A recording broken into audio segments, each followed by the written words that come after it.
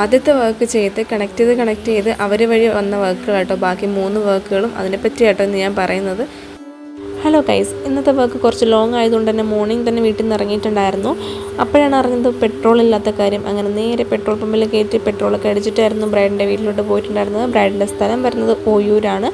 അപ്പോൾ ഓൾറെഡി എനിക്ക് ഡിസൈനും കാര്യങ്ങളൊക്കെ ആളെനിക്ക് പാസ് ചെയ്ത് തന്നിട്ടുണ്ടായിരുന്നു. പിന്നെ ആളുടെ പേര് വരുന്നത് മീനാക്ഷി എന്നാണ്. ഇത് എൻഗേജ്മെൻറ്റ് വർക്കായിരുന്നു.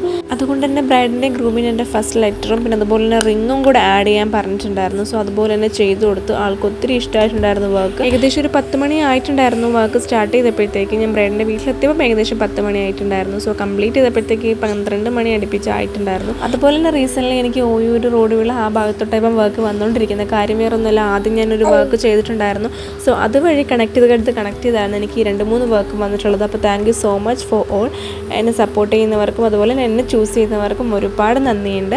അപ്പോൾ ഇതാണ് ഫൈനൽ ലുക്ക് വന്നിട്ട്. അപ്പോൾ ഇതുപോലെ നിങ്ങൾക്ക് ഇഷ്ടപ്പെട്ടിട്ടുണ്ടെങ്കിൽ ലൈക്ക് ചെയ്യാനും കമൻറ്റ് ചെയ്യാനും മറക്കരുത്. അപ്പോൾ ഇന്നത്തേക്ക് ഇത്രയേ ഉള്ളൂ. Thank you for watching.